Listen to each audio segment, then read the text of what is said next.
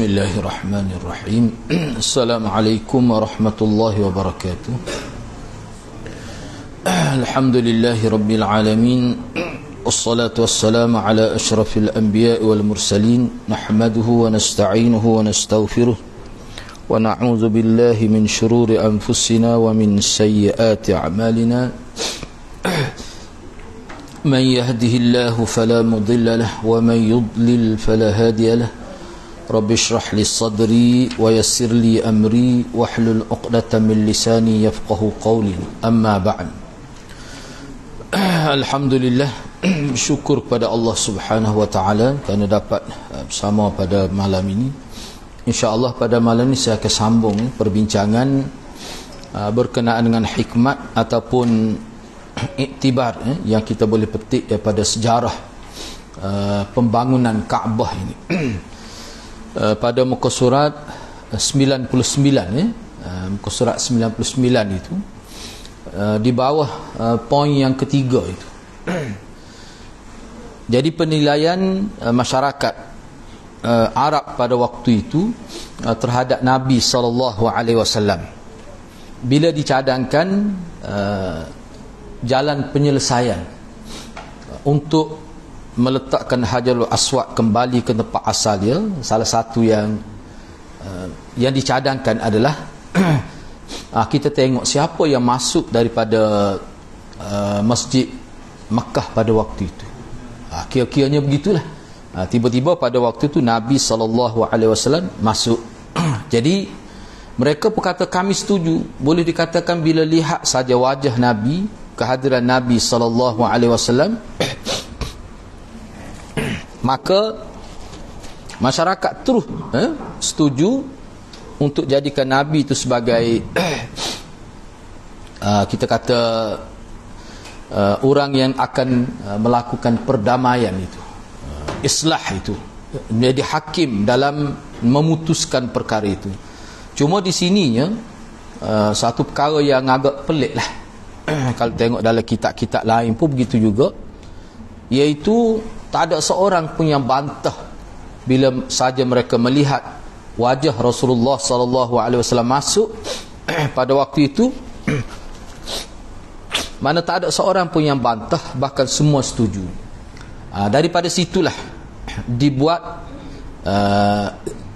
kita kata poin yang kedua di bawah poin yang ketiga itu, iaitu penyebab utama dalam mempengaruhi orang lain untuk menerima Nabi sebagai hakim dalam isu ini adalah nilai akhlak dan moral itu. Jadi bila orang tengok Rasulullah tu semua tahu. Maknanya tidak ada, kita boleh kata tidak ada satu tanggapan daripada masyarakat bahawa Nabi ini pernah berbohong, pernah melakukan kita kata salah laku. Tidak ada.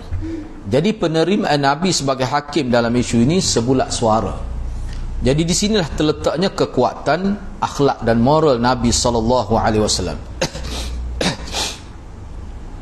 Jadi akhlak dan moral Rasulullah SAW menyebabkan mereka menerima beliau. Bila lihat Nabi itu tuh rasa senang hati, menyebabkan mereka menerima, bergembira kerana dia menjadi perantaraan dalam masalah yang mereka sedang hadapi. Redha dan menerima sebelum dan selepas dia memutuskan. Jadi perkara ini sebenarnya kalau dalam setengah kitab dia letak tajuk ini di bawah nilai akhlak itu. Jadi akhlak ni mempunyai nilai yang sangat tinggi. Kalau kita tengok dalam internet tu, dia ada satu artikel yang saya baca. Jadi pihak masyarakat barat lah, masyarakat barat, mereka telah meletakkan bahawa moral ni mesti melebihi 70%. Penekanan dalam pendidikan terhadap nilai moral mesti diberikan 70% ke atas, barulah selamat masyarakat. Jadi mengikut kajiannya timbul dia punya isu ini kerana masyarakat barat itu, khususnya hubungan anak dengan ibu bapa tu sangat teruk terjejas. Anak sudah tidak hormati lagi ibu bapa. Jadi nilai akhlak tu kembali dibincang di peringkat kita kata ahli-ahli akademik lah. Akhir sekali mereka kata kena 70%. Jadi artikel itu dikritik oleh beberapa tokoh lah. Mereka kata Islam tidak, nilai moral ni 100%. Kalau dalam agama kita, nilai akhlak ni mesti terbentuk 100% dalam diri manusia. Barulah seorang itu akan jadi baik. Mana akhlak dengan Allah, akhlak dengan Rasul, akhlak dengan semua orang. Bukan peratus-peratus tertentu, tapi 100%. Itu perbezaan. Jadi Nabi ni di sini kalau kita lihat keadaan Nabi ni, kita nak letak nilai berapa? Sebab setengah-setengah ulama kata nilai dia tu 100%. Wa kana khuluquhul Quran, seperti yang disebut oleh Aisyah radhiyallahu anha. Dan itulah sebab kenapa masyarakat terus menerima. Cumanya dalam konteks selain daripada Nabi, kalau nak cari 100% rasa tak jumpa. Misalnya kita kata dalam konteks kepimpinan kita sekarang, seorang pemimpin, mana nak cari seorang peribadi yang mana setiap sudut tidak ada kritikan, kita tak akan jumpa. Sebab itulah sebahagian ulama mengatakan, ni dalam syarah kitab Al-Adabul Mufrad ni, saya sebut ni supaya kita boleh faham. Jadi nilai akhlak dalam diri manusia ni mesti dilihat. Kalau nak lihat 100% kita tak akan jumpa lah. Kita kena lihat bila kita berkawan dengan dia, hidup bersama dia, rekod dia tu, nak cari yang salah tu payah. Itu dikira baik tu. Dikira baik. Sebab tu dalam agama sebut tidak boleh tajassus tu. Wala tajassasu, wala taghtab. Janganlah kamu mencari-cari kesilapan manusia. Jadi manusia ni nak untuk dilihat ada kesilapan, perlu diselidik, perlu dicari. Itu molek dah tu orang tu. Kalau hak teruk ni tak payah cari, tengok pun nampak dia. Keburuk dari segi cara dia bercakap, cara dia bertindak, cara dia buat kenyataan, cara dia menyelesaikan masalah, dan kita kata track record dia sebelum ni nampak boleh disebut. Sebab itulah ada setengah-setengah pensyarah dalam mensyarahkan hadis akhlak, dia kata seseorang yang baik ni kita nak sebut kesalahan dia payah. Itu mana seorang itu sudah dikira akhlak tinggi tu.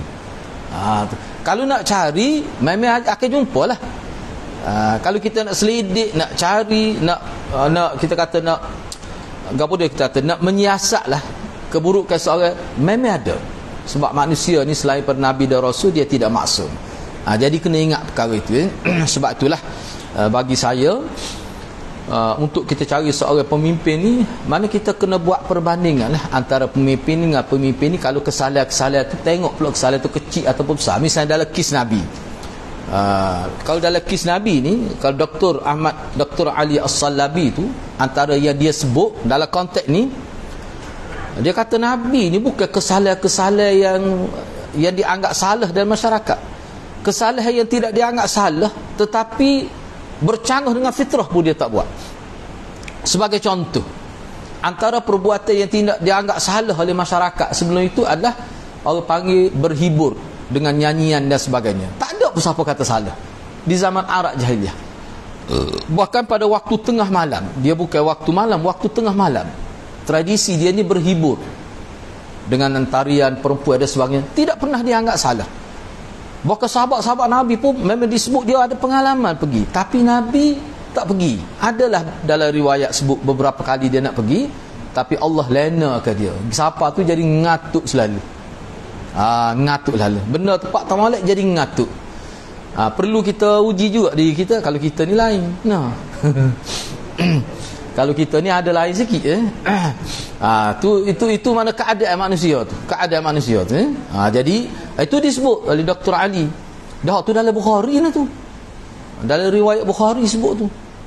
Akhir sekali, walaupun perkara tu tidak dianggap sebagai menjatuhkan maruah, sekali pun tidak boleh disebut oleh masyarakat Arab Quraisy bahawa Nabi pernah pergi masuk dalam kita kata tempat danduk lah kita kata. Kalau dulu dia panggil tarian gelek lah, dia kata gypsy masyarakat Arab. Tak boleh sebut. Sebab apa?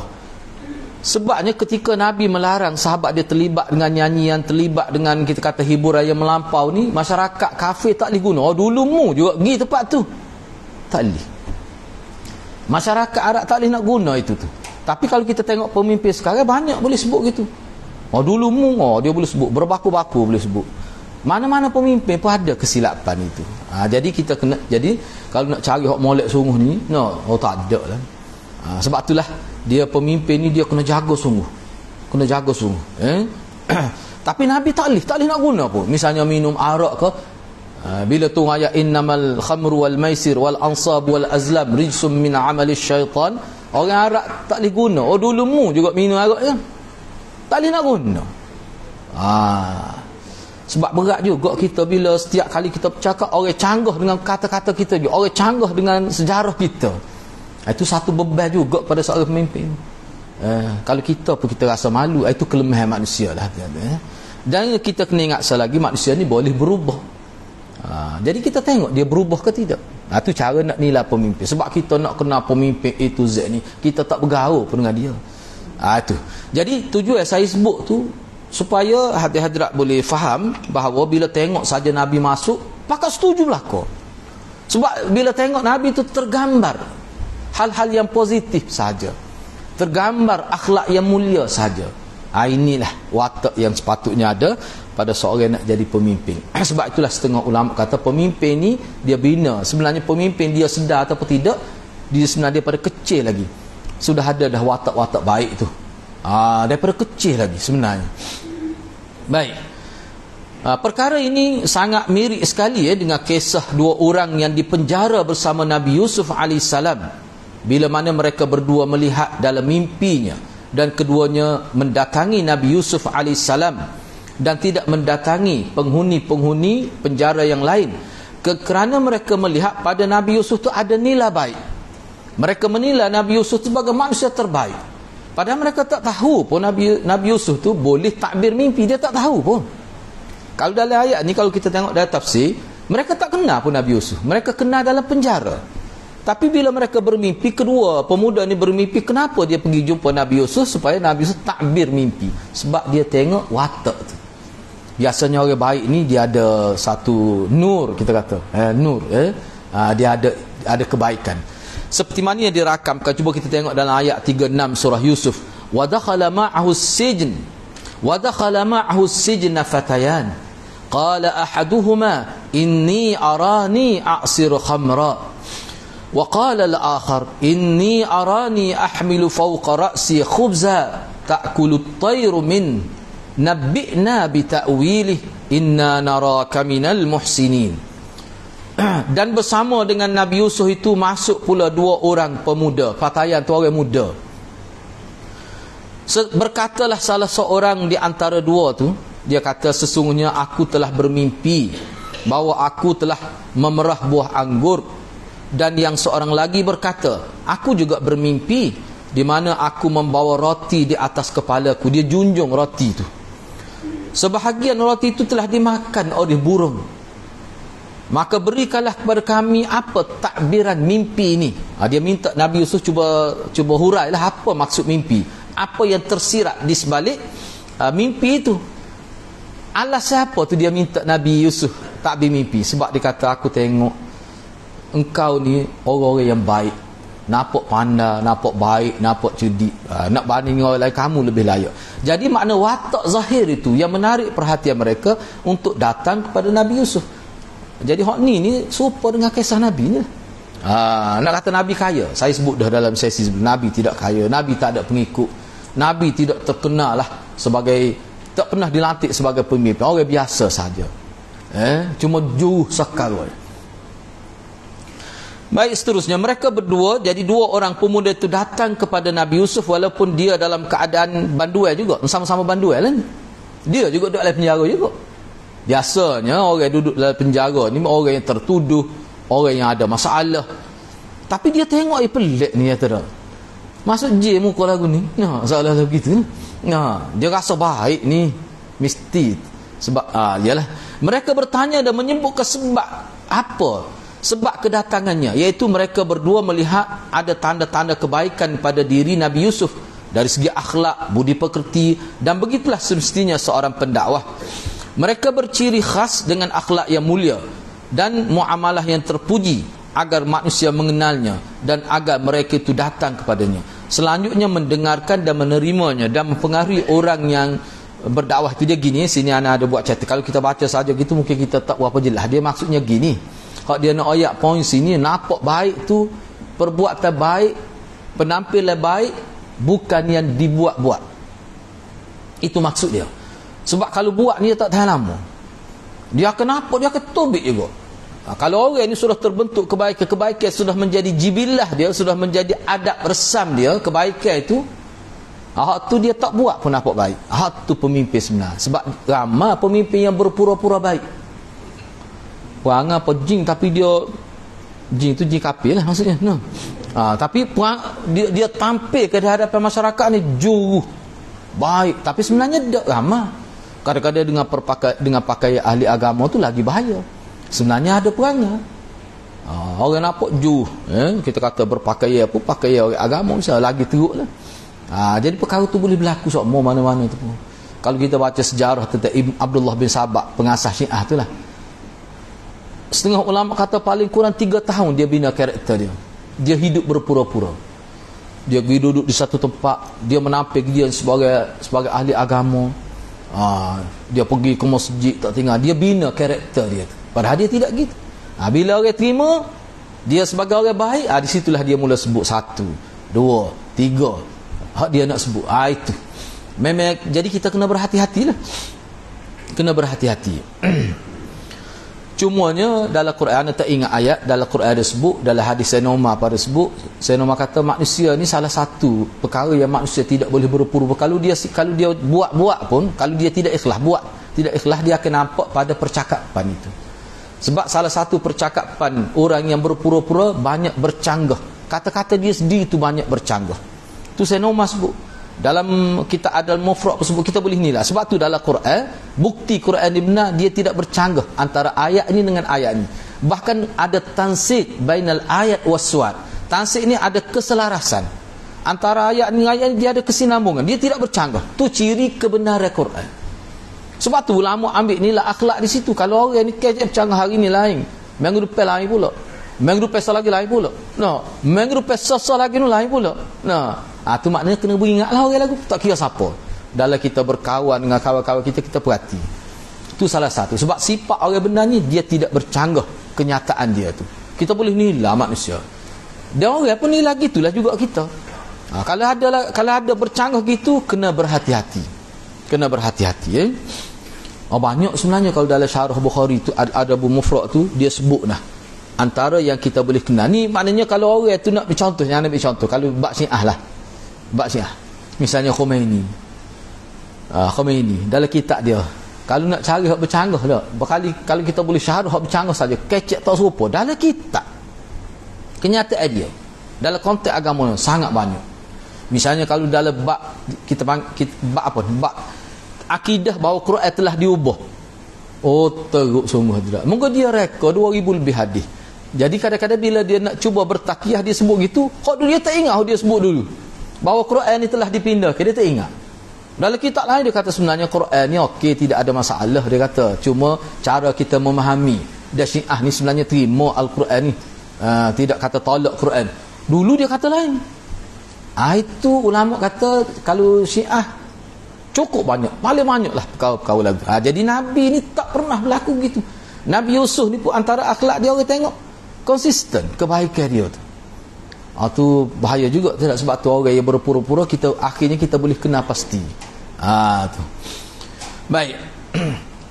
Yang keempat, hadis ini menjelaskan kedudukan Nabi Muhammad sallallahu alaihi wasallam pada kaumnya. Hadis ni makna cerita berkait dengan Nabi, watak Nabi sebagai hakim dalam kes nak meletakkan Hajarul Aswad ini. Jelas kita nampak dalam hadis ini bagaimana kedudukan Nabi Muhammad pada pandangan masyarakat Quraisy. Tu sebenarnya hak ni kita akan kait akan datang ni. Dalam sirat, dalam kitab ni kita akan kait akan datang bila Nabi umur 40 tahun, bila Nabi kata aku ni ana Rasulullah. Bila Nabi kata aku ni Rasulullah, orang masyarakat dia terkejut. Lepas tu dia nak kata mu bohong. Kalau dia kata Nabi ni bohong pada ketika tu, itulah pertama kali dia kata Nabi bohong. Tu. Sebab tu kan Nabi kan bila dia nak cerita tentang Isra' dan Mi'raj, dia kata mu percaya ke tak kalau aku sebut di sebalik bukit ni ada musuh nak datang menyerang kamu? Semua percaya. Maknanya secara mantiknya mereka percaya pada Nabi. Lepas tu baru Nabi cerita semalam dia pergi ke Palestin. dan dia pergi ke Sidratul Muntaha. Balik pagi lepas subuh sampai di kampung halaman dia. Tiba-tiba tak percaya. Dia kata gila dia Nabi Muhammad sallallahu alaihi wasallam. Baik. Jadi kita perhatikan di situ bahawa Nabi sallallahu alaihi wasallam dia menggunakan modal akhlak dia untuk berhujah dengan masyarakat dia. Sebelum kali kamu tak pernah kata aku ni bohong. Tiba-tiba kenapa bila aku sebut kau ni kamu tak terima? Atas alasan apa kamu tak terima? Nabi baca ayat Quran. Ayat Quran pun dia pun terkejut. Tak ada alasan. Mana satu zarah pun tak ada alasan untuk dia kata Nabi ni tak betul. Setahun tu tak terima lagi. Cuba kita tengok di sini. Jadi pada pandangan masyarakat Quraisy terhadap Nabi, kita boleh lihat daripada hadis ni. Apa yang mereka kata bila mereka lihat Nabi masuk ke Masjid Haram itu? Dia kata, kalau hak ni dia kata, ni kalau anak terjemah kod Kelantan kita, kalau hak ni memang kita percayalah hak ni tak ada masalah lah kalau nak jadikan hak ni sebagai hakim, memang kita terimalah. Padahal waktu ni umur berapa Nabi? Muda lagi. Muda mana lagi umur baru. Berapa sekitar 20 lebih umur. 20 tahun lebih. Kita ni. Mana muda mana lagi. Peristiwa tersebut terjadi sebelum Nabi diangkat jadi Nabi, tetapi setelah diangkat umur berapa? 30 berapa? 35 tak silap tak silap anak. Boleh cek semula lah. Ataupun begitulah sekitar tu umur. Jadi peristiwa ni berlaku sebelum Nabi diangkat jadi Nabi. Jadi setelah diangkat jadi Nabi, maka pengakuan tersebut jadi balik pula. Bila Nabi angkat jadi Nabi, hak tadi kita kata dia ni seorang yang amanah, Al-Amin. Al-Amin ni kalau terjemah bahasa Melayu kita bukan sekadar seorang yang jujur, seorang yang sangat jujur. Itu mana Al-Amin, Sirah Rahim, Wadud, seorang yang penyayang, perindu, orang yang rindu. Ghafur, maha banyak memberi keampunan. Supaya wazal Sirah Muhammad, sebab tu Rahim, Ghafur, sama saja di segi maksud bahasa tu. Jadi tiba-tiba bila Nabi jadi Nabi, tak semena-mena jadi pembohong, ahli sihir tu, jadi dukun pula tu. Artinya ketika dia berbicara masalah dunia, mereka mengakui kejujurannya dan diterima kepribadian dia. Tetapi bila mana dia berbicara masalah agama tauhid kepada masyarakat musyrik, maka berubahlah mereka. Seorang yang berubah, Nabi itu jadi berubah pada pandangan masyarakat. Yang dulunya dia seorang yang sangat jujur, tiba-tiba orang Kelantan kata semata-mata berubah, semata-mata jadi pelawak dia, jadi pembohong. Dulunya dia terkenal sebagai seorang yang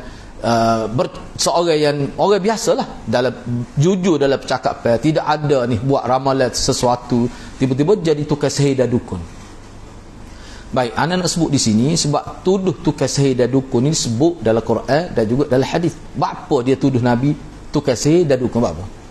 Padahal pokok dia setiap kalau kita baca sejarah Arab dalam mana-mana kitab pun, pokok dia ni setiap kabilah ada dukun yang tersendiri, ada sahir yang tersendiri. Maknanya tukar sihir dan dukun ni bukan dia anggap tak molek. Setiap kabilah tu ada dukun tersendiri. Tiba-tiba dia gunakan sahir dan kahin, dia tuduh Nabi sebagai sahir dan kahin. Sahir ni ahli sihir lah, kahin tu dukun. Apa dia tuduh gitu?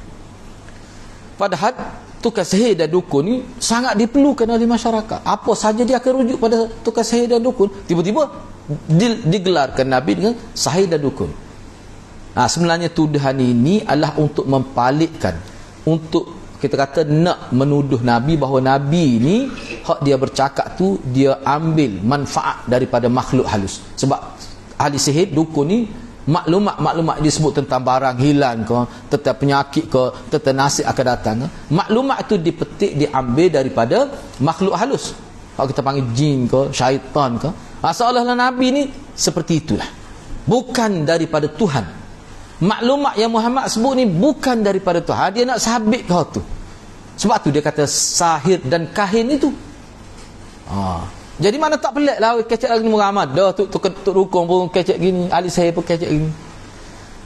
Rupanya pernyataan itu makan diri mereka sendiri. Jadi pokok dia fikir, ahli sihir tak ada kecek bahasa secanggih ini, sehebat ini. Lepas tu bahasa dia tu bukan sekadar bahasa cantik, kalau kita ikut makna bahasa yang dia sebut tu, jadi baik seorang itu, jadi akhlaknya berubah. Itu. Jadi itu akhir sekali buntulah masyarakat pada waktu itu. Selain itu ada pelajaran yang lebih bermakna ada pelajaran yang sangat positif bila mana seorang da'i berhadapan dengan manusia dalam urusan agama dan keyakinan, maka mereka itu tidak akan berdiam diri. Kalau yang dijuluki sebagai orang yang paling dipercayai dan jujur, kemudian berubah, dituduh pula menjadi pembohong dan tukar sihir, lalu bagaimana dengan orang yang tidak pernah dijuluki dengan Al-Amin? Kita ni sebagai tak pernah di kampung kita orang kata ni lah ustaz, ni lah paling jujur. Orang tak kata pun, orang tak kata pun gitu. Jadi maknanya untuk orang tuduh kita tu lebih lagi lah. Dia ada maksud tu, dia tanya soalan gitu. Oleh kerana itu tidak perlu gusar dan tidak perlu terpengaruh. Jangan menjadi penghalang tuduhan-tuduhan yang dilemparkan kepada kita. Sebab kita ni tidaklah seperti Nabi. Kalau setahu Nabi, orang tuduh pemecah belah masyarakat. Kalau setahu Nabi, orang tuduh sebagai dukun, macam-macam tu daripada Nabi tu juru. Tak nak ayat korang lah kita kata. Enggak, kalau kita orang tuduh, tak seru pelik lah. Cuma kita jalankan tanggungjawab kita dengan seadanya. Kalau orang tuduh tak usah pelik. Nabi jauh 1000 kali ganda lebih dari kita, orang kata ada nak ayat tu ya. Takut ada nak jadi pendakwah tiba-tiba bila orang jokoh sikit tak boleh ni. Takut orang marah. Nak jadi pendakwah takut orang marah. Padahal Nabi yang paling jauh pun, Nabi dia letak separuh unta atas kepala. Kira ketika salat tepi Kaabah, dia ambil perut unta tu belik di tengkuk dia sampai Nabi terpaksa tak pasal akak kepala gitu, mendongak ke langit itu. Apa tak boleh nyaunya belik tu sekali dengan tahik dengan nanah habis banyaklah. Sampai Fatimah jerit je kan, dalam riwayat dia ambil, dia mandi ke Nabi sambil dia kata, kenapalah orang sebaik ini dilakukan begini. Apa tu gitu tu? Kerana agama. Kalau nak kira akhlak, tak ada lah paling jauh. Jadi kita sebagai orang agama ni, dalam nak menegakkan sunnah, nak ayat betul ni, tak selalu pelik lah tu. Cuma kita naknya belajar cara hikmat saja. Tak selalu takut lah. Takut orang marah. Memang orang marah. Sebab Nabi lah terpaksa keluar dari kampung halaman. Sudah diugut bunuh beberapa kali. Pernah dalam ketika pergi ke Taif, sebab apa yang Nabi tak boleh masuk ke kawasan Mekah? Sebab dapat maklumat kalau dia masuk, masyarakat akan bunuh dia. Akhir sekali terpaksa minta kuasa politik dengan Ibn Dunah. Tidak Ibn Dunah nama tokoh tu kan. Tu tokoh Arab juga tu. Dia bui suaka politik. Tak apa, ni dijawab aku jamin keselamatan dia. Saya hingga popok Quraisy mah. Siapa begitu Nabi? Siapa begitu? Kita ni dengan orang mau kita boleh peluk lagi. Boleh minum di kedai kopi lagi. Jadi maknanya tak ada masalah sebenarnya. Kadang-kadang kita takut tu sebenarnya kerana kita telah kena talbisu iblis. Kalau hadir-hadirat baca dalam kitab Ibnul Jauzi, dia ada satu bab tu, maknanya bagaimana pendakwah-pendakwah ni diganggu oleh iblis, dia timbulkan ketakutan. Takut orang marah, takut orang ni marah. Tu satu perasaan itu sebenarnya hasil daripada waswasatun min wasawisis syayatin. Kena ingat itulah. Sebab tu anak duk tekan sama, kita tak usah kecek banyak, kita buat banyak. Kalau kita tidak tuduh orang tu bilang orang tak marah mana. Cuma kita tunjuk. Bercakap tu ada juga jari-jari. Lebih banyaknya kita tunjuk hak sunnah tu lagu mana. Yang kelima, kita telah katakan sebelumnya bahawa pada kisah tentera bergajah, tentera Abrah ni, sebab ni masih lagi isu berkaitan dengan binaul Kaabah, pembinaan pembinaan Kaabah itulah. Baik, telah kita sebut sebelum ini bahawa dalam kisah tentera bergajah menjadikan Quraisy terkemuka dan orang panggil jadi terangkat nama Quraisy tu berbanding kabilah-kabilah lain. Mana semenjak daripada itulah Quraisy ni naik. Kita bincang dah ke sebelum ni, Abrahah ni daripada Yaman tu, dia mari habis dia tawar kabilah-kabilah ada di sekitar dalam perjalanan dia. Mana semua kabilah tu kalah, dia nak rampas harta dia, semua dia buat. Tiba-tiba bila sampai gia Quraisy, tali Quraisy duduk Mekah. Bahkan Abrahah pun hanya, kalau dalam riwayat, dia hanya hantar wakil dia saja. Setengah kata dia sendiri masuk jumpa dengan Abdul Muttalib. Tentera dia tak boleh masuk. Bila dia memulakan nak menyerang itu, tu marilah orang panggil ababil. Tarmihim bihijaratin min sijil, yang melontarkan batu-batu kecil daripada sijil. Sijil tu macam-macam lah. Dia punya tafsir ulama. Ada setengah kata daripada sijil itu nama batu dalam neraka, setengah kata neraka, setengah kata batu yang membawa virus macam-macam. Kita tengok dalam tafsir sebut. Bila kena atas kepala jadi luruh dah, habis sepoi kena penyakit apa? Cacar. Jin itu jadi masuk dalam tanah, habis jadi cair. Batu kecil ya, bukan besar pun. Makna sebenarnya hakikat bukan kerana batu tu, kerana sesuatu yang ada pada batu tu. Ada dalam tafsir macam-macam. Kukuk mana pun hak dalam Quran tu gambar begitu. Tapi pada pemahaman masyarakat sekitar zaman tu, oh dikata keramat Quraisy. Keramat Quraisy. Tentera Abrahah yang sebesar itu tak boleh nak masuk surga dia. Tiba-tiba mati di sempadan tu. Oh hebat. Jadi orang takut ke Quraisy. Tak ada pasal-pasal. Takut bapak Quraisy. Jadi naik nama bapak Quraisy. Selepas daripada tu, sebelum tu orang tak kenal pun. Jadi Quraisy akhirnya, semenjak daripada itu Quraisy menjadi simbol di antara kalangan bangsa Arab, kerana adanya seolah-olah bangsa Quraisy ni dilindungi oleh Allah Subhanahu Wa Taala, seolah-olah gitu. Sementara itu pada hari pembangunan kembali Kaabah, legenda kedua yang muncul adalah hadirnya seorang yang bernama Muhammad. Pulaknya Quraisy juga, Nabi ni Quraisy juga. Timbul pula situ. Popok dia menyesal. Jadi kabilah lain pun jadi periklah kepada Quraisy ni. Banyak cerita Quraisy akan datang kita jumpa lagi. Bahkan sebelum Nabi mati, antara hadis akhir juga lah, dia panggil hadis politik. Nabi kata al-a'immatu min Quraisy. Sebab itulah Ibn Khaldun kata, kalau kita ni tak tahu sejarah Quraisy, tiba-tiba kita jumpa hadis tu selalu. Al-a'immatu min Quraisy. Kepimpinan mesti daripada Quraisy. Kita tak tahu pun sejarah Quraisy. Nampak Nabi resis tak kita tak. Nampak Nabi ni oleh kerana Quraisy ni popok dia, kabilah dia, rayaknya bahawa nak jadi pemimpin ni mesti popok Quraisy. Popok Quraisy. Jadi kalau orang tak tahu, suka. Sebab tu kena tahu sejarah. Sebab tu Ibn Khaldun kata hadis tu, kalau kita nak hurah hadis tu, mesti hurah dalam konteks asabiyah ghalibiyah dia panggil. Itu istilah yang kita akan faham hadis. Tak faham istilah tu, tak akan faham hadis. Asabiyah ghalibiyah ni apa maksud? Mana satu kabilah yang hidup dalam banyak kabilah dalam satu masyarakat yang kita panggil masyarakat majmuk. Masyarakat manakah? Kalau dalam konteks Malaysia ni bagiana lah, orang Melayu lah. Tanpa resis kita bercakap. Dah tanah Melayu. Kita tak nama tanah Melayu. Malaysia ni bila nama Malaysia ni? Tanah Melayu. Kereta api tanah Melayu. Good lagi. Tentera diraja tu tak? Raja tu Melayu tu. Enggak apa dia baju Melayu. Topi ya tak ada topi Melayu. Madani tu lain. Madani tu lah, tu istilah lain. Tu tak kait dengan Melayu. Jadi nak ayatnya Melayu tu. Jadi kita tidak nak menafikan bangsa lain, Cina tak nak, tetapi atas maksud Melayu dia kena jadi pemimpin tertinggi. Kalau tidak, jadi masalah dalam negara tu. Secara mana tu? Secara asabiyah ghalibiyah. Asabiyah ghalibiyah ni, kalau anak Muhammad SAW ni maknanya suatu bangsa yang paling dominan. Banyak tanda-tanda bahawa dialah yang mula-mula menguasai tempat ini. Dan dialah dulunya, cuba baca sejarah lah, perang lawan penjajah. Siapa dia? Melayu lah. Kok kata bangsa lain tu karut sebenarnya. Kalau kita baca dalam sejarah, cuba baca molek. Sebab sejarah kita di sekolah dulu kita ngaji, siapa dia tulis? Orang putih tulis. Orang Melayu bila buat kajian sendiri, ada seorang anak tengok terbaru, dia pergi baca sejarah Melayu ni di Perancis, di negara luar. Dia kata lain, tak serupa dengan buku sejarah kita. Sebab tu kita bukan resif cakap, tapi kalau bercakap gitu tak boleh lah ni. Ya mari tembok kata belakang. Sebab dia ada 3 R tu. Karut dak tu kita nak cerita hak sebenar. Bukan masalah kita nak menafikan hak orang lain. Coklah kita nak kata Nabi lah, Nabi kata al-a'immatu min Quraisy, maka Nabi nak nafikan kabilah hak tidak Quraisy. Tidak gitu. Sebab tu setengah-setengah ulama dia kata asabiyah ghalibiyah ni, kalau dalam konteks Malaysia ni, kalau lantik Perdana Menteri bangsa lain jadi lagu mana? Cuba tengok.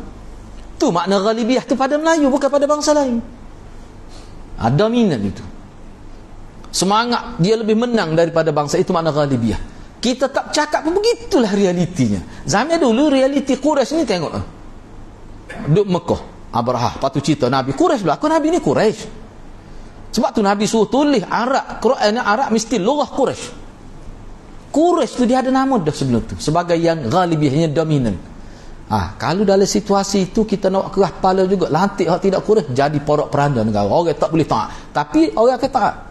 Tapi kena ingatlah, Ibn Khaldun kata Walaupun Quraisy itu dianggap hebat, tapi dia boleh berubah. Kalau hilang nilai-nilai baik tu hilang, dia akan hilang dominan bangsa itu. Sebab Melayu ni lah, kalau dia nak tetap menjadi tuan kepada bangsa ni, dia kena bina akhlak yang baik. Melayu mesti berakhlak. Ni kalau Melayu pula jadi kepala pengak, bak jahat ni dah, dia akan hilang survivor dia. Hilang ghalibiyah, dia tak akan hilang. Kena ingat tu, biar ada kerunsingnya tu. Akhir sekali boleh jadi bangsa lain. Boleh berlaku seperti mana lain. Tak ada dah Quraisynya.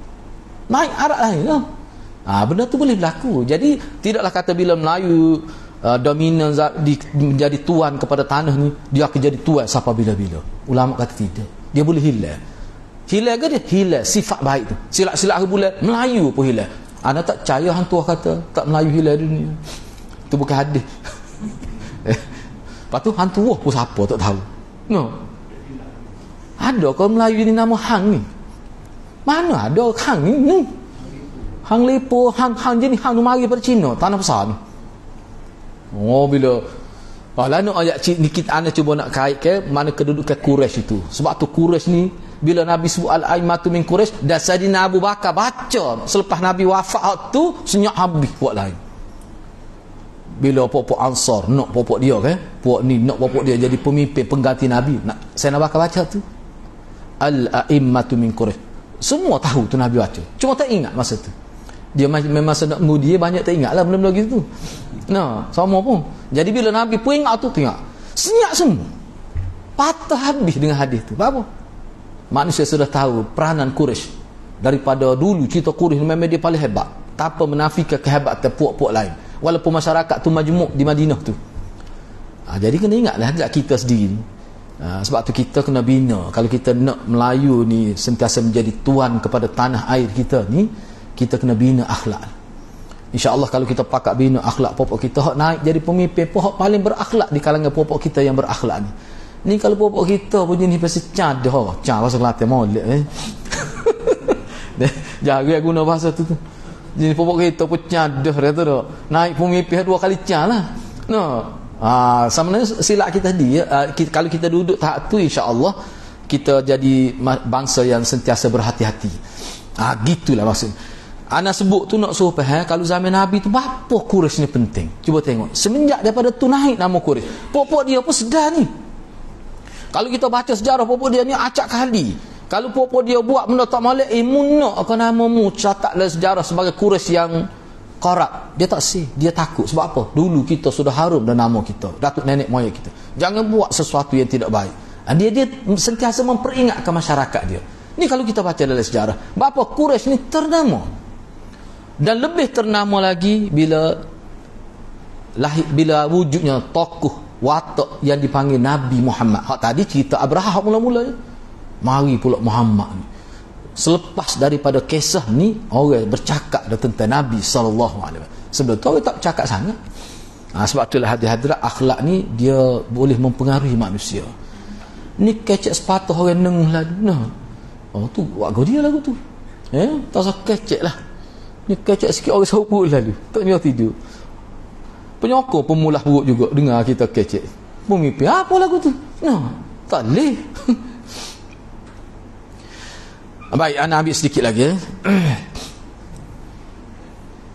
Pada kisah ataupun kis tentera bergajah, ni cuba perhati balik. Ni orang panggil ni lah asabiyah ghalibiyah ni. Betul sebab tu orang anggap hebat lah. Istilah tu siapa dia mula-mula guna tu? Ibn Khaldun lah. Sebab tu guru masa dia bicara tentang siasah syariah, dia kata siasah kita kata politik agama ni lah. Dia kata Ibn Khaldun patutlah hebat. Tengok dia boleh sebut istilah, dan istilah tu memang dia orang terima, memang betul. Apa Nabi kata pemimpin mesti Quraisy. Bahkan dalam riwayat lain kalau ada seorang yang Quraisy, kena Quraisy lagi. Apa tu? Kena nak tengok dari sudut resiko ataupun dari sudut mana. Ibn Khaldun dia guna ini adalah termasuk dalam asabiyah. Dia ada 2 istilah kan, asabiyah jahiliyah dan selagi asabiyah ghalibiyah. Hak ni bukan asabiyah jahiliyah. Asabiyah jahiliyah tu hadis lain. Man mata ala asabiyah, man mata ala asab, apa ni lagu mana hadis tu? Siapa dia mati di atas asabiyah jahiliyah, siapa dia berman da'a ila apa ni asabiyah jahiliyah, siapa dia mengajak orang kepada asabiah jahiliyah, maka dia mati sebagai jahiliyah. Faqad matal jahiliyah, Nabi kata. Sesiapa mengajak kepada orang panggil perkauman bangsa, matal jahiliyah, Nabi kata dalam hadis, maka orang itu akan mati sebagai mati jahiliyah. Hak tu mana pula tu? Hak tu asabiah jahiliyah.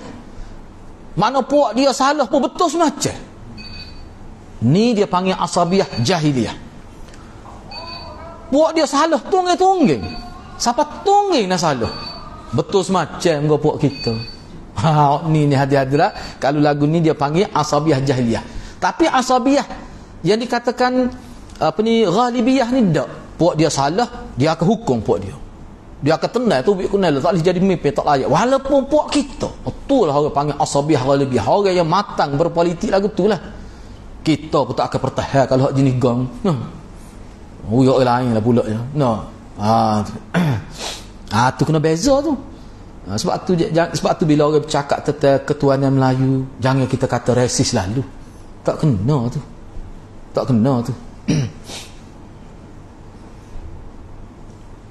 Betul lah, yalah kalau nak sebut kadang-kadang kena kecek juga orang kata cakap politik. Dok politik Islam ni.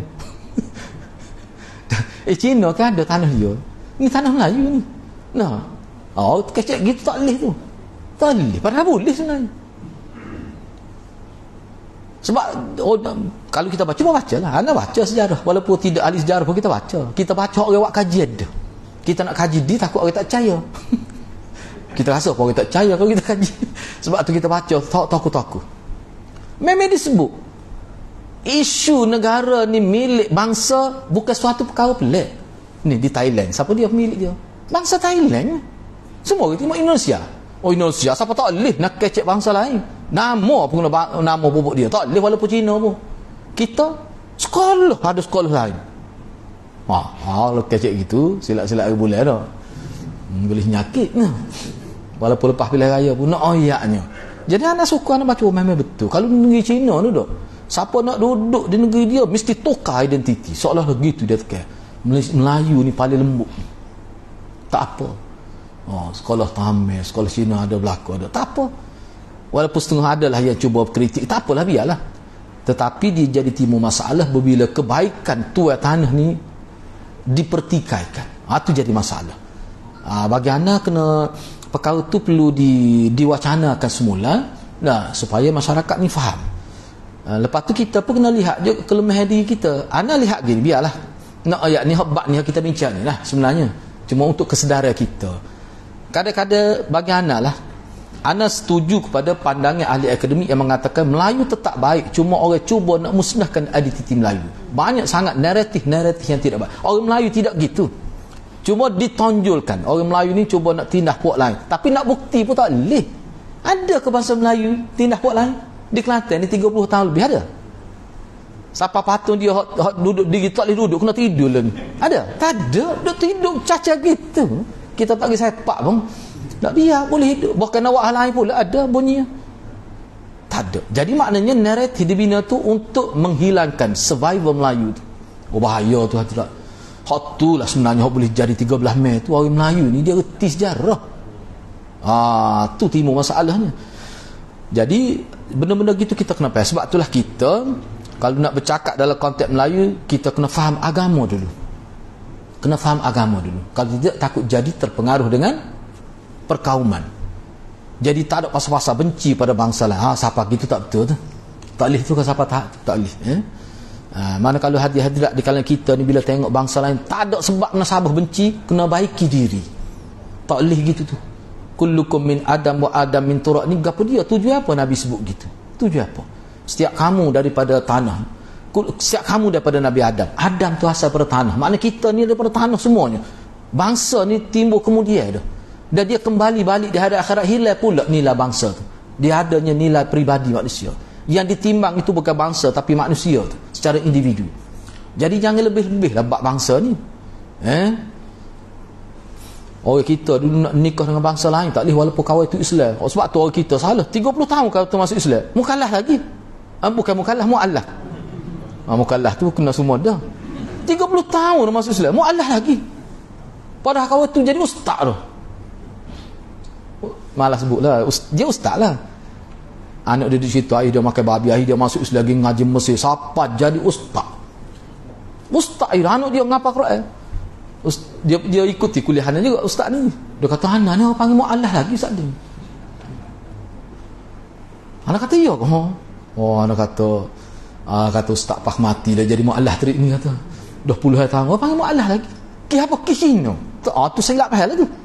Mu'allah ni sebenarnya mu'allah ni orang sebelum masuk Islam. Tu mu'allah sebenarnya. Yang hendak dijinak ke tu Nabi suruh bantu daripada dia, dengan sebab bantu dia masuk Islam. Kalau ada lagi pun nilai kemu'allafan dia tu. Bahasa baru. Anak pun tak ayat lagi dari bahasa tu. Hak tu sementara ya. Ni sampai 30 tahun dia ngajar dia di surga. Mu'allah lagi. Dia panggil orang lain ni ustaz mu'allah ngajar. Berat sengot ya kita tu. Apa tu? Kita tidak Melayu murtad tidak panggil mu'allah pula. Tu benda-benda gitulah hadirat. Jadi guna faham molek insya-Allah. Kalau kita faham mana kekuatan kita tu akan sentiasa subur dan orang lain boleh hidup tenang dengan kekuatan kita tu. Tu sebenarnya. Okey. Ana habiskan sikit jadi kena faham tu. Maknanya bila Nabi sebut al-aimatu min Quraisy, kita boleh faham maksud Nabi kalau kita faham sejarah Quraisy tu. Kau tidak tahu apa tiba-tiba al-aimatu min Quraisy. Baik, masa ana sebut tu kalau ana tidak uji penjelasan kita tak pernah dengar. Kita tak akan faham. Lama kita qiyah dekat pilihan raya pemimpin minal malayuiyah kita kata. Al-aimatu minal malayuiyah dengar orang. Puas je dengar hadis ni. Dia tukar ujung. Al-aimatu min Quraisy. Dia pun tukar daripada mesti Melayu. Tu hadis Nabi dia kata. Cuma saya ubah pak ujung je sikit. Lepeh hadis-hadis tu. Tu rasa tak leh. Ya kalau nak hurapannya ana memang tertarik juga huraya apa? Anwar Singh tak? Pernah dengar nama Anwar Singh, seorang tokoh sejarah yang buat kajian. Dia buat kajian.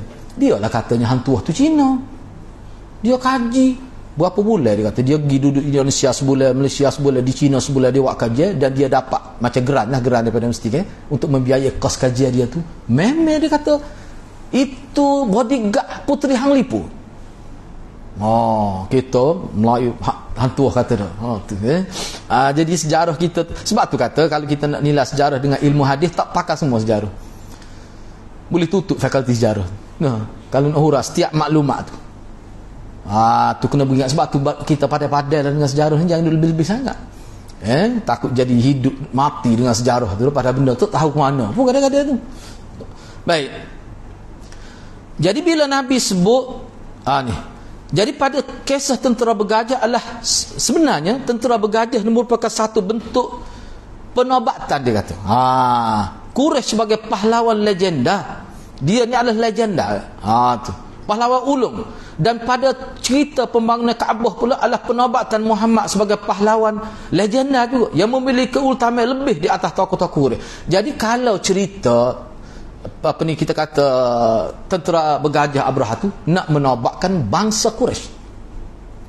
Cerita hak Nabi ni pula jadi hakim dalam kes nak menyelesaikan kes apa ni Hajarul Aswad itu, ini kes orang Quraisy. Di kalangan Quraisy siapa paling lebih? Di kalangan bangsa Arab siapa paling lebih? Quraisy. Hak tu berdasarkan cerita Abraha tadi. Tadi kalangan Quraisy yang sudah terkenal tu siapa yang paling hebat kedudukan dia atas nama individu Quraisy? Nabi Muhammad sallallahu alaihi wasallam. Itu maksudnya. Jadi semua itu ni penting ni sebab kita bergerak nak pergi kepada nubuah ni. Ni qabla nubuah, sebelum Nabi jadi Nabi. Semua kisah ini sebagai pengantar kenabian yang tak lama lagi akan tiba. Muhammad itu bukan sekadar Muhammad tapi jadi Nabi Muhammad. Ke arah tu, bergerak ke arah tu. Jadi Muhammad bin Abi Syahbah dalam sirah dia kata gini. Ni nama kita ada As-Sirah An-Nabawiyah. Muhammad Abu Syahbah dia kata pada kis pembangunan Kaabah dan kes Muhammad sebagai hakim nak menyelesaikan isu nak letak Hajarul Aswad ni, Muhammad ni jadi kes Nabi lah, dia jadi terkenal kerana kes ni, mendapat penghormatan kerana kes ni, kedudukan dia berada di atas daripada pemimpin-pemimpin Quraisy dan menjadi nama yang diperbincangkan oleh Arab pada setiap majlis dan perkumpulan mereka.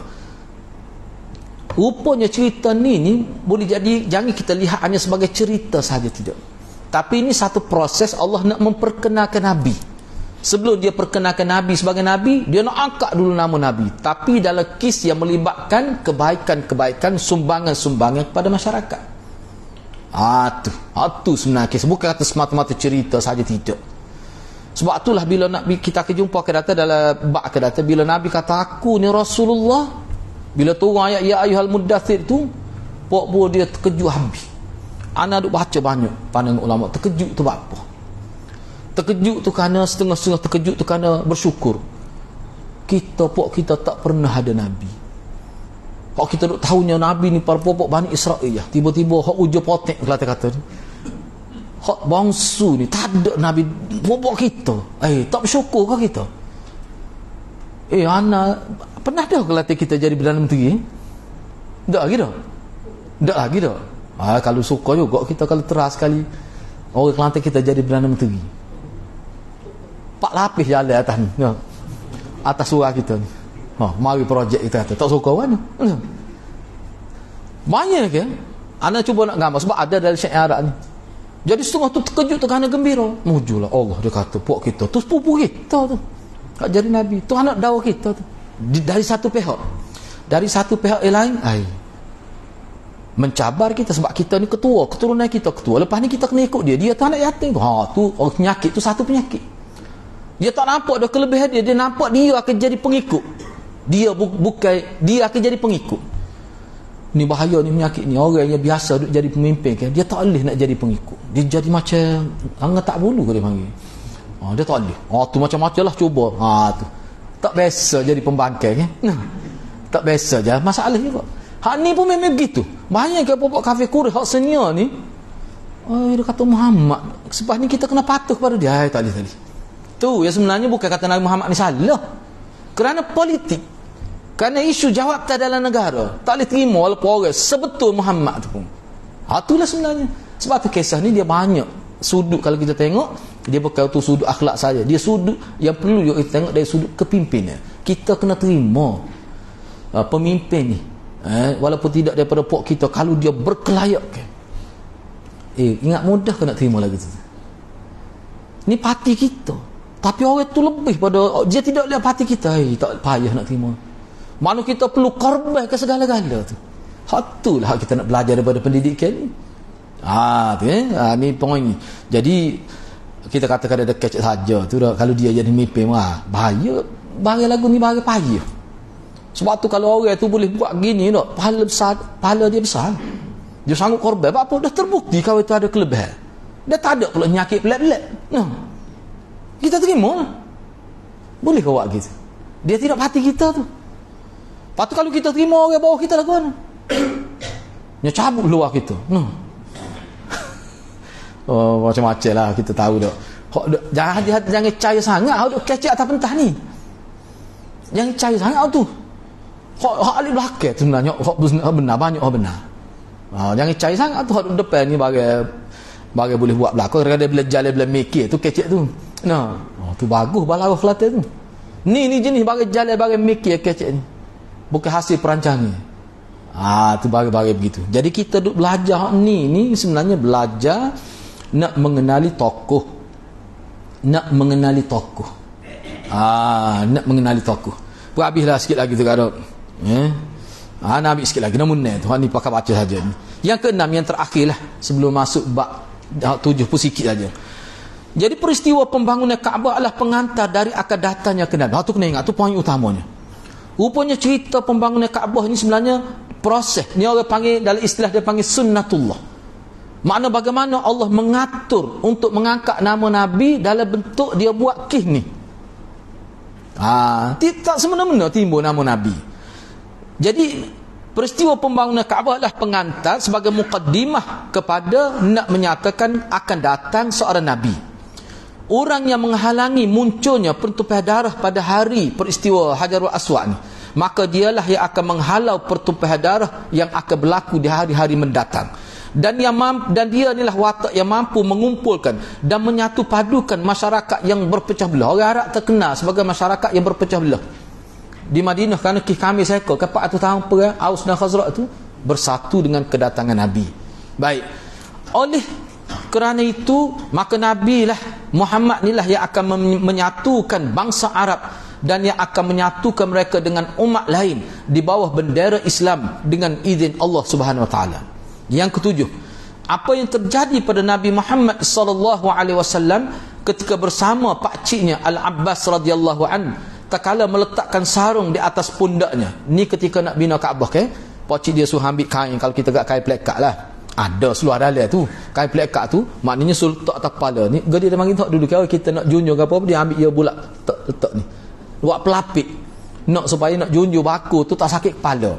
Nak letak batu atas ni, nak letak batu atas kepala, ambil kain tu lah, lipat-lipat letak atas kepala supaya jadi pelapik. Jadi terdedah habislah aurat ni, pohon dan sebagainya. Itu cerita dia dengan pak saudara dia. Tapi bila dia letak saja kain sarung di atas pundak dia tu jatuh pengsan. Apa ini sebenarnya cerita ni?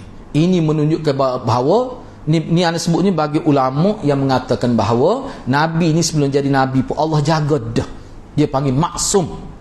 Ini antara dalil bahawa Nabi ni sebelum jadi Nabi dia maksum dah. Ni contoh ni, Allah jaga dia supaya tidak nampak masa kecil lagi, masa dia tak jadi Nabi lagi. Orang lain padahal kalau nampak punggung gitu zaman tu tak ada masalah pun, moga tawah pun dalam keadaan tak berpakaian, tutup di orang panggil kayak dulu kan sebut dah ni istilah Imam Bukhari, dia panggil aurat mughallazah tu. Ingat tak? Kena ingatlah tu. Maknanya pendedahan aurat tu berlaku sehingga tutupnya halak aurat mughallazah, kubul dan dubur saja. Orang Arab anggap biasa tu, tidak menjatuhkan maruah tu. Tapi hak tu pun Nabi tak buat. Apa? Tak sesuai dengan ajaran dia akan datang. Jadi Tuhan jaga dah. Ini dalil bahawa Nabi ni maksud sejak kecil lagi. Tu. Ibnu Hajar berkata, Ibnu Ishaq menyebutkan pada masa kenabian dan Rasulullah sallallahu alaihi wasallam seperti yang diberitakan kepada saya telah terjadi pada dirinya bentuk penjagaan Allah semenjak kecil. Kemudian dia menyebutkan kisahnya. Pada kesempatan selanjutnya saya akan jelaskan lebih dia. Akan datang kita akan sebut lebih lagi tentang kisah ni. Cumanya setengah ulama dia kata isu-isu begini sebelum Nabi jadi Nabi kita tidak sebut sebagai mukjizat. Perkara pelik ni kalau dia panggil irhasat, dia panggil benda-benda irhasat lah. Tapi kukuk mana pun benda irhasat ni benda-benda pelik tiba-tiba terjadi begitu, macam ada satu pihak yang jaga Nabi. Hak ni dia panggil maksum, ismah. Ismah ni maknanya Allah jaga Nabi. Itulah antara dalil. Sebab tu dia kata akan datang kita sebut banyak lagi contoh insya-Allah. Jadi kita berhenti setakat tu dulu. Untuk minggu hadapan kita akan bincang pula contoh ni. Contoh Allah jaga nabinya sallallahu alaihi wasallam. Sebelum dia angkat jadi Nabi, Allah jaga dah. Dia tidak melakukan perkara yang menjatuhkan maruah. Ini disebut sebagai maksum lah. Ini contoh. Akan datang dia sebut contoh lain. Jadi kita berhenti setakat tu dulu. Mudah-mudahan Allah berkati kita semua. Aqulu qawli hadza wa astaghfirullahal azim li wa lakum. Assalamualaikum warahmatullahi wabarakatuh.